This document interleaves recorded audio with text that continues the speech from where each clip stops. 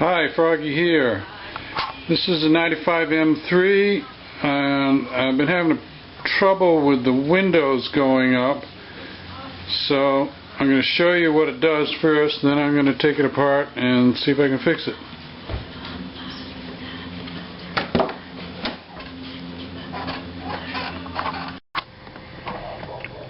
First we have going down. It goes down okay. The little indexing thing that it does at the top when you open the doors, it rolls down a half an inch and rolls back up. That also works okay, but now let's just try going up. I'll be a son of a gun, it worked okay that time. Let's try it once more.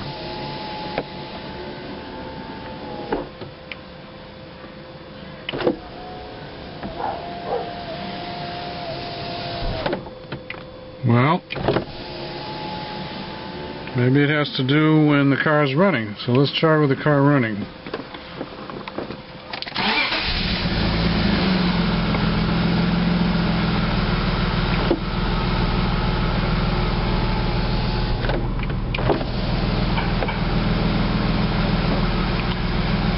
Let's try passenger side.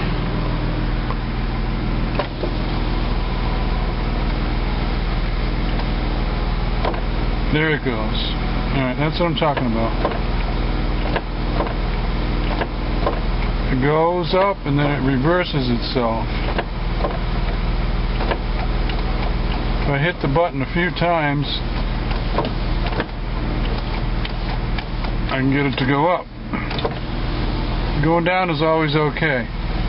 Alright, so let's take the passenger side apart first and see what we can find in there. I've been told that it's probably the grease in the regulator that's gotten sticky and is putting some friction or resistance that the motor will sense it as if something was stuck in the window. So what I'm going to try is cleaning the grease out of the regulator and then re-greasing it with some other kind of grease that I have on hand. Okay, let's take the panel off. There's a little trim piece around the handle. You just pull out and forward, and you can see those little hooks to go back in and backward. Okay? Okay, what I did next is I went around. There are some fittings that press in, they snap in, and this is a special tool for doing removing upholstery panels. Got a little kit with a whole bunch of these, and I went in, and usually there's some on the corners. Let's see if I can get a picture for you. There's a couple right there. I don't know if you can see way in there. They're just little white plastic. They snap into holes in the door itself.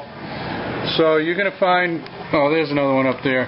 1, 2, 3, 4, 5 or 6 of those. Get one of them and then put your fingers behind there and just feel around. When you feel one, pull on it. It'll make a loud popping noise when it comes off. It'll sound like it's breaking, but it's not breaking. It's just popping loose. If you do break any of those, you can go to Napa or Pep Boys usually and find some replacements. Or, certainly your BMW dealership ought to have them too. So, you get those loose. Now, behind almost every door pull, you're going to find a couple of screws. Because it has to be a strong area when you're pulling on the door. There's 2 little covers there and there.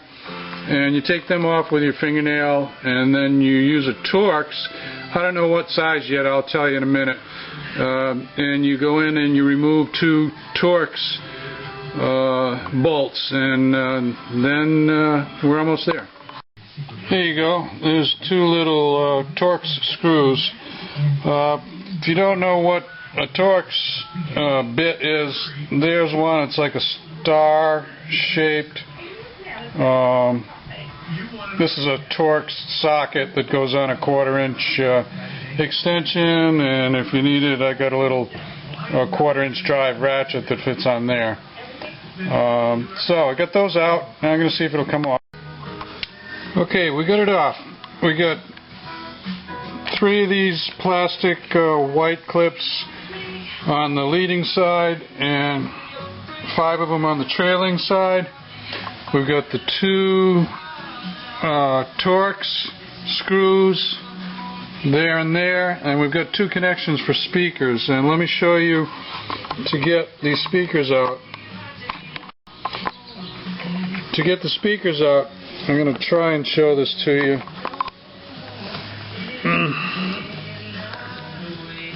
That little black socket where it goes, you have to pry this edge here, the outer edge, and there's a little clip.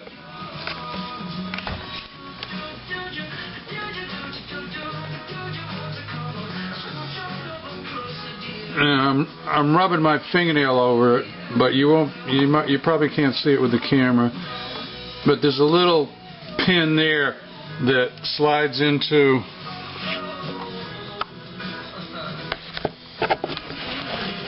a hole on that side. So just take your little screwdriver and put it in there, and if you get more speakers, it's the same thing basically. You put it in there, and that will release the wiring harness for the speakers.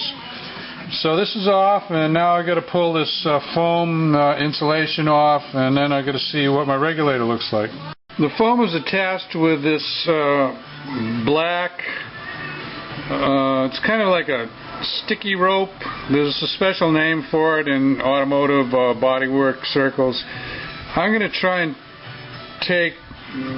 reuse it. I think it is reusable. It still feels tacky to me. And then once you put it back up there, you've got the door panel on top of it anyway. So I'm going to try and, maybe I'll leave the top on and take the bottom off and then flip it over. I might have to run the mirror. I might have to take it all the way off though, because I might have to run the window up and down. Anyway, I'm just using this to peel it away and try to save most of it, like that. Okay, we got it off. Now we're going to run the window up and down and see if it will have the same issue, and see if we can have a look at what kind of grease, or if there's any parts that are loose or anything, or what's going on.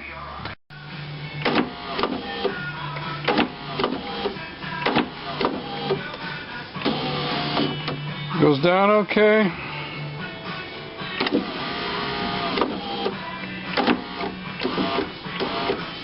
If I keep pushing the button for like a second at a time, it goes up okay.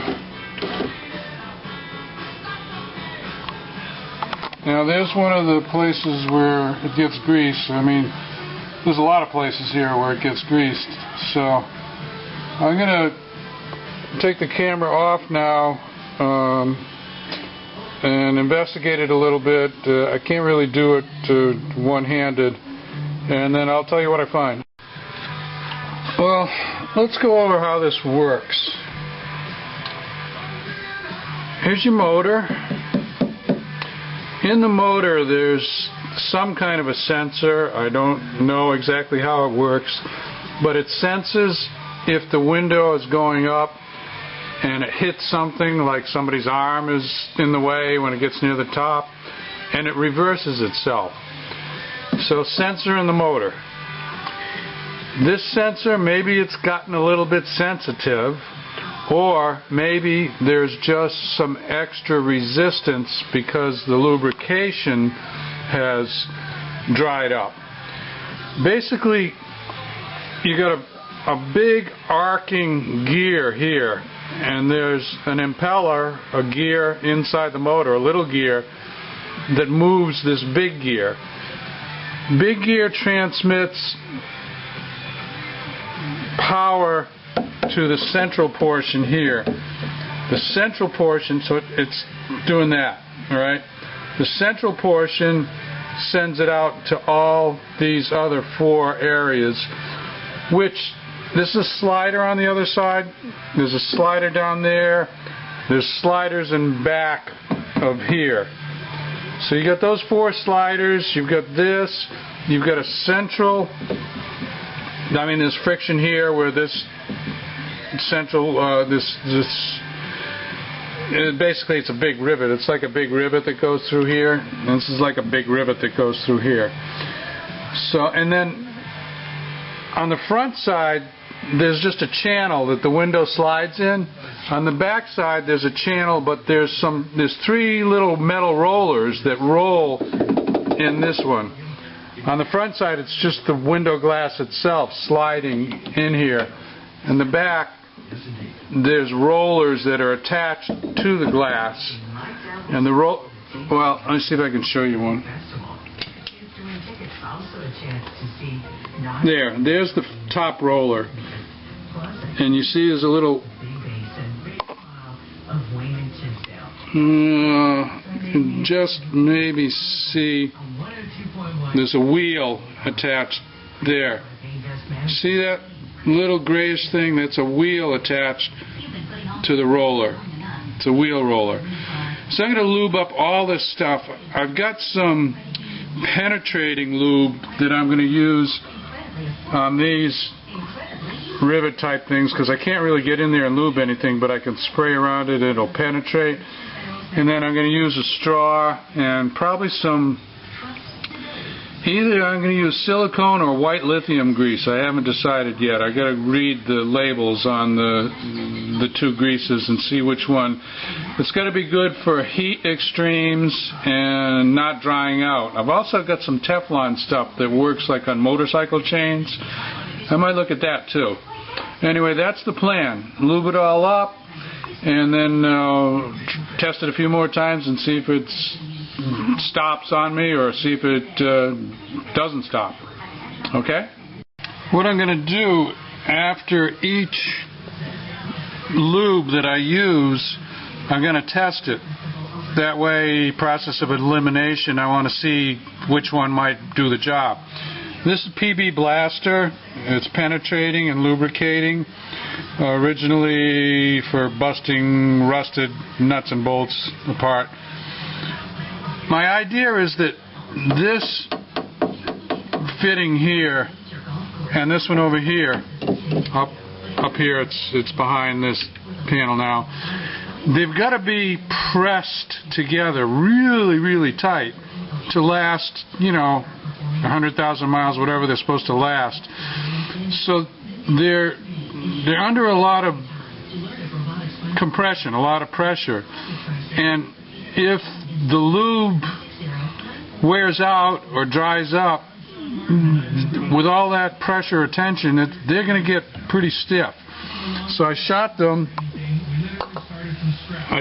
front and back. I shot it here, I got around there and shot there. I shot this side, and I'm already testing it, and I'm already noticing an improvement. Down was always easy, no problem down. Up.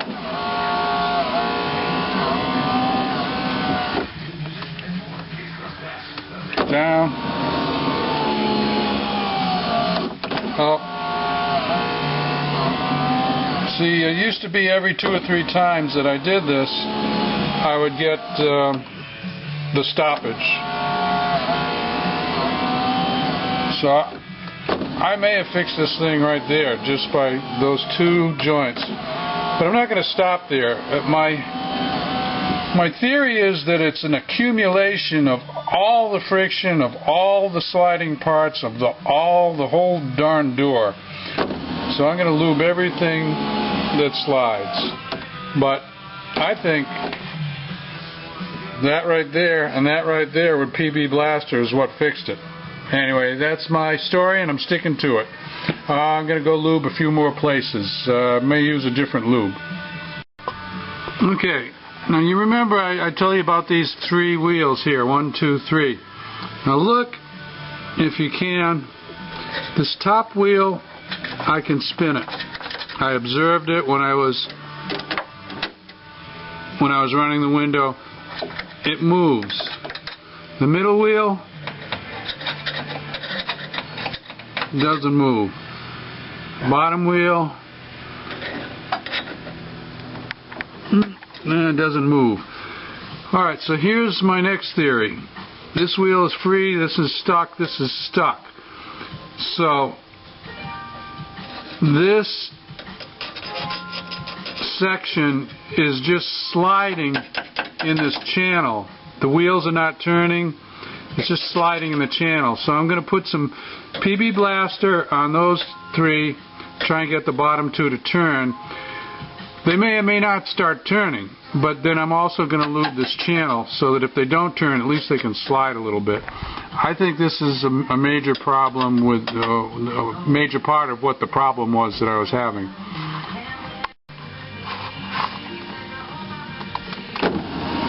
Well, I got them all to move. Damn, that PB Blaster is some amazing stuff. Since I lubed those two big riveted pieces, and since I moved this, I haven't had it stick yet. Now I'm going to go to the third part, which is those 4 sliders. Actually 5 sliders if you count the one that I'm pointing the camera at now. Look at that baby go. Well, it hasn't failed yet. Starting with these two, then the wheels, then all these channels that the power arms, I'll call them the power arms, slide in these channels. So I'm going to button it up, call it a day, and we'll see how it works. Got to do the other side. I have a theory about the other side, why it was working okay. The car was parked all day long out in the sun, and I think if there was any friction or stiffness, that being warm in the sun might have made it work better. This side was in the shade side. But anyway, that's just a theory. Going to put it back together, do the other side, call it a day. If you like this video, give me a thumbs up. If you want to see more from Froggy, I do C5 Corvette, E36, M3, Suburban, Explorer, and 2007 328i BMW. So I'm putting up all kinds of videos on that, and a little general automotive and some racing stuff. So subscribe for a while and check out my stuff and see if you like it. Froggy out. Have a great weekend. I'm on the driver's side now, and driver's side's still working okay today so far. I want to give you full disclosure on the passenger side. After I got it all back together and I started running it up and down, it did stall one time going up. What I was thinking was it might be where the window rubs on the weather stripping. There's some friction there. So I put silicone on the weather stripping. Just take a rag and rub it in. Don't make it all sloppy or anything, but just it's kind of lubricates the weather stripping. It's also good for the weather stripping. I use Napa silicone grease. If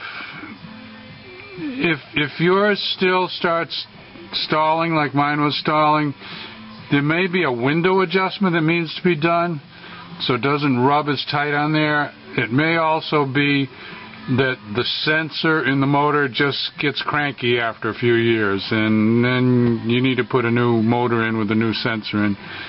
That's about all I got. I'm going to do the driver's side now then, and sign off. Froggy off. Well, the driver's side is done. Really the only difference is this controller here for the mirrors. I think it's a mirror adjustment. A couple speakers to disconnect.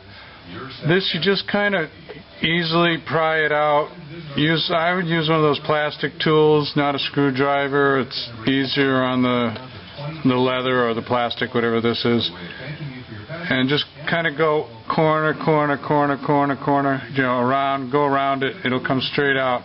It's just got some little press clips, 4 press clips. So nothing really too tricky about that. I got to stick this little trim piece back on.